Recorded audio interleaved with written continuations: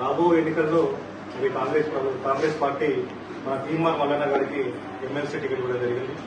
ఆయన మన బీఆర్ఎస్ ప్రభుత్వం కూడడంలో చాలా ప్రధాన పాత్ర పోషించారు. మన యువతకైనా కూడా, మన నిరుద్యోగాలకైనా, నిరుద్యోగులకు కూడా అందరి తరఫున ఆయన మాట్లాడి ఏదైతే ఒక నిరంకుశ ప్రభుత్వం అవుతుందో దాన్ని పడగొట్టే దానిలో ఆయన ముఖ్య పాత్ర పోషించారు. ఆయన గొంతు వినిపించారు. ఆయన వల్ల సగానికి సగం బీఆర్ఎస్ ప్రభుత్వం కూలిపోవడానికి కారణమైంది. మరి మనకెంతో న్యాయం చేశారు. ఎందుకంటే 10 ఏళ్ల నుంచి మనకు ఒక ఉద్యోగం కూడా ఇవ్వకుండా చేసిన ఆ బీఆర్ఎస్ ప్రభుత్వాన్ని కూర్చడంలో ప్రధాన పాత్ర పోషించి మనందరి రాష్ట్ర యువత అందరికీ ఒక ప్రధాన పాత్ర పోషించారు. కాబట్టి ప్రశ్నించే గొంతు అయ్యారు మన తరఫున. కాబట్టి ఆయన కూడా ఆ ప్రశ్నించే గొంతుని ఇంకా ప్రశ్నించేలాగా, ఇంకా పనులు చేసే విధంగా ఆయన 10 ఏళ్లు చూసుకుంటూ వచ్చారు. ఎలా అయితే ఆ ప్రభుత్వం చేసిందో అవన్నీ ఆయనకు తెలుసు. కాబట్టి ఏవైతే ఉద్యోగాలు ఇవ్వకపోవడమో లేకుంటే ఉన్నాయి ప్రతి ఒక్క సమస్య ఆయన మాట్లాడుకుంటూ వచ్చారు. కాబట్టి ఆయనకు ప్రతి ఒక్క సమస్య అవగాహన ఉంటుంది.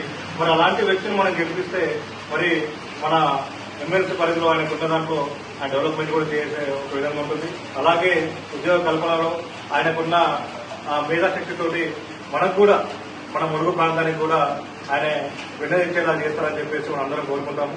అలాగే 27వ తారీఖు నాడు పోలింగ్ ఉన్నది. ప్రతి ఒక్క యువత ఏం చేస్తారంటే పోలింగ్ లిస్ట్ తీసుకోండి. మనం ఎక్కడెక్కడ ఓటున్నాయి గుర్తించండి, ప్రజలకు వెళ్ళండి, ఆయన గురించి చెప్పండి. రాబో రోజుల్లో మనకు తప్పకుండా ఉద్యోగాలు రాబోతున్నాయి. తప్పకుండా గ్రూప్ టూ అయినా కూడా, లేకుంటే డిఎస్సీ అయినా కూడా ఇవన్నీ రాబోతున్నాయి.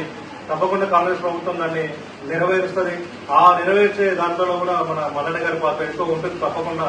అందుకని మీరందరూ కూడా ముందుకు, ప్రతి ఒక్క యువత ఏ ఒక్కటి ఆశించకుండా ముందుకు రావాలని చెప్పేసి, ఆ ప్రశ్నించకుండా మీరందరూ ఏ ఒక్క ఆశించకుండా ఆయన సపోర్ట్ చేసే విధంగా మీరందరూ ఉండాలని చెప్పేసి సందర్భంగా తెలియజేస్తున్నాను. 27వ తారీఖు పొద్దున 10 నుంచి 4 గంటల వరకు పోలింగ్ ఉంటుంది.